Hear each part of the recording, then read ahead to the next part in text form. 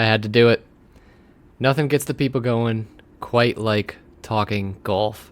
And tomorrow, the Masters officially kicks off, so I had to come on and talk about it. It's one of my favorite things of the entire sports calendar, and it officially kicks off tomorrow. Of course, it goes through the incredible tagline, a tradition unlike any other. I remember as soon as the winter hits and I see my first a tradition unlike any other commercial, I get excited because I know that once April hits, it will finally be Masters time, and I will get to sit on my couch for 4 days and watch one of the greatest spectacles in all of sports. So I had to come on and talk about it, and I want to ask an interesting question. What makes it a tradition unlike any other? We'll examine it today. Let's start sipping.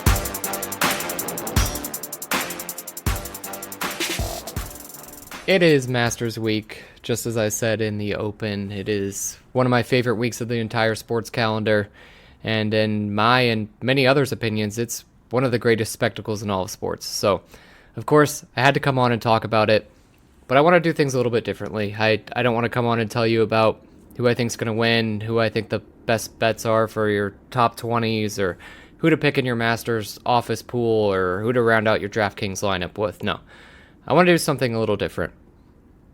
I want to come on and examine why the Masters is, as Jim Nantz coined it back all the way in 1986, a tradition unlike any other. Because that's a heck of a statement. A tradition unlike any other.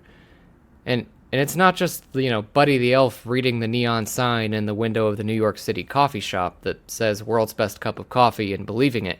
This truly lives up to the bill, and that's hard to say about many things, and it's especially hard in a sport like golf. Like, look, I've loved golf for a long time, so I have no trouble enjoying all the little quirks that make it a great game. But I can see the other perspective as well. Golf's inherently repetitive, and tournaments at the highest level are a battle of attrition, and battles of attrition are not always the most fun to watch. They involve 4 days of playing the exact same golf course, the exact same 18 holes, and all these 18 holes vary only slightly in length and slightly in par. So when you really think about the actual action of a round of golf at the professional level, it can be very minute. The swing takes a couple seconds, the ball flies through the air, and then the action is over, and you're merely watching the athletes walk hundreds of yards to do the next shot, and it's the exact same thing. So essentially, if you watched all 70 shots of one professional golfer's round of golf, with all the extra fluff taken out, you're talking about, 5 minutes of action? And that's over a 4-hour round of golf? So yeah, I can totally understand why people could see this as boring. But even golf's biggest haters and naysayers have very little to say about the Masters tournament. So what makes it so special? Well, the first part of any great tradition, you gotta have a tradition. It's gotta have customs that are passed from generation to generation. It's gotta have established rituals. It's gotta be a customary pattern that builds over time. The Masters has that in abundance. Each year there are 4 golf major championships that are played, but just one is played at the same golf course each and every year, and it's the Masters. It's Augusta National Golf Club. It's in April. It's in Augusta, Georgia. So at the very core, your tradition is established. But how's it unlike any other? Well, I think first it relies on the course that I just mentioned, and that's the Augusta National Golf Club. Augusta's unique, and I'm not just talking about the 18 holes that it's made up of, though those are unique too, and I'll touch on those later. But it's more than just the course itself, and I think a lot of it comes down to Augusta having some pretty interesting regulations that have made it such a hallowed ground. And I know typically when you're bringing up something that's very interesting, you're not bringing up rules and regulations, but you kind of have to with Augusta, and it's what really makes it unique. So let's start with something that makes headlines every year and what everyone talks about when they are blessed with the opportunity to be on the grounds, It's the food. Augusta's different than any other sporting event you'll attend, other than maybe your kid's Little League game, but honestly, today, not even that, probably. And they're unique because of the prices of their concessions. A soft drink will cost you $1.50. Water, $2. Even beer. It's a wheat ale that they make specifically for the tournament. That'll cost you just $6. Add in one of their famous pimento cheese sandwiches, that's only $1.50. Same with an egg salad sandwich. Everything will come made right there at Augusta, wrapped in a nice green wrapper, all to fit the aesthetic of the course. Appearance is everything at Augusta. So there's the food. What else makes it unique? Let's go to the rules. Once again, rules and regulations. Why do you keep touching on this? It's because it's what makes it unique. But this is where things can get interesting and rigid when we really talk about the rules here. First of all, there are no phones allowed on the course. Except, of course, the payphones, which, despite the name of them, are actually free. You cannot have a cell phone at Augusta National while it is a tournament day. And it's not just phones. No other electronic devices are allowed either. Not even a camera on tournament days. It's old-fashioned, yes, but it's all part of their brand. And the vocabulary that you use just to walk around this golf course, that's important too. At Augusta, you're not a fan, you're a patron. And the longer grass off the fairway, that's not the rough, it's the second cut.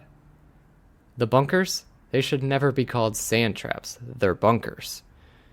And it's a first and a second nine, not in a front and a back like you're accustomed to at the local muni that you're playing at. Patrons are free to walk around the course, but running? Yeah, no, that's strictly prohibited. Are you tired walking around all day? Well, you can purchase a Green Masters branded chair. It's only $30, pretty reasonable. Or you can even bring one of your own. As long as it folds and it doesn't have any arms, you can do it. You can just never lay down on the course. And what if I don't want to follow all of these rules? Well, then you'll be escorted out. And likely you won't be welcome back. Because there are plenty of others lining up, begging to take your place. Trust me, I've been signing up for the Masters Lottery every year since I was eligible when I turned 21, and I am still waiting for my time. Because all I want to do is see the course, which I said I'd touch on. I haven't until now. Now it's time. From the casual patron's perspective, Augusta National is the greenest, most pristine golf course you could ever imagine. Any portion of the golf course that could be picked up on a camera that's not already a green, well, they'll go ahead and paint that green. The water around the course is so blue that you'll think it's been dyed, which actually one Golf Digest reporter back in 1996 said he found traces of blue food dye when he tested some of the water. Augusta refuses to confirm whether or not this is true, still to this day. Then you talk about the beautiful white sand in the bunkers. Well, actually, it's technically not even sand. It's a quartz that comes from the Spruce Pine Mining District of North Carolina. It's the best quartz in the world. And despite the place looking like a forest, you'll find no animals on the course, other than fish and some birds, though even the sounds of the birds, they've been questioned as to whether or not they're being piped in by TV producers, because it all seems too perfect there. From the moment you go down Magnolia Lane and see the clubhouse, the azaleas, flowers in full bloom, each and every inch of the place looking meticulously manicured, you'll wonder how the place is even real. And this is just looking at the golf course. What if you're playing it? Of course, not many will ever have the opportunity to do this. Membership's extremely strict. It's invite only. And if you have to ask, well, then you're probably not going to get in. The best way to get in seems to be by becoming the President of the United States. You know, if you're looking for an easy shortcut. But what about the pros? They get to play in it every year. Well, each and every hole of Augusta asks a unique, specific question that can completely puzzle even the world's best golfers. It's tough to win your first time playing at Augusta. In fact, only 3 people have ever done it. And the last one came 45 years ago, back in 1979.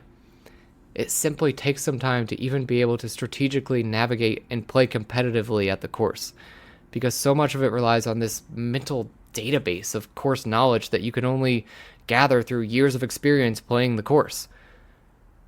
All of this is nice to have. You talk about the food, you talk about the grounds having interesting rules that give it a little charm.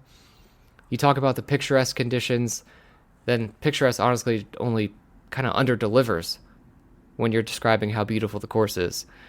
But I think there's one thing that ultimately makes the Masters truly special, and what takes it from being a great sporting event to being a tradition unlike any other. And that's how much they, when I say they, I mean the individuals in charge of producing the Masters, truly care about us, the viewer, the patron, the often forgotten about individual in sports media and especially in golf viewership. The person that makes the sport valuable because, without people watching, none of this matters. Yet I see more and more often the viewers often forgotten. And golf's the king of these past couple years. The professional golf world is splintered to the point that at times it feels like there's no repair. And to truly be invested in professional golf the past couple of years has meant that you have to be truly invested in national politics and corporate mergers and acquisitions. It's easier to go online right now and find out information about how the golf is being sold off for billions of dollars and how Saudi Arabian sports washing is changing the sport. That's way easier than finding information about the actual golf itself. But none of that happens at the Masters. The Masters is unifying. We'll see players tee off this week that are well into their 60s, and we'll see players tee off this week that are amateurs in their 20s, just hoping to start their professional career. We'll see players play the par 3 contest with their spouses, kids, loved ones. We'll see patrons of all ages, backgrounds, ethnicities, anything else you can think of, as they walk, of course, not run, to fill the 365-acre grounds of Augusta National. And I'll have that same feeling that I giggled at and kind of poked fun of when I was watching the meteorologists this week during the solar eclipse, when they were in totality and just getting choked up just being in the presence of that scene. Because there's few things left in this world that can unite all of us. But the Masters is one of them. It's a tradition unlike any other.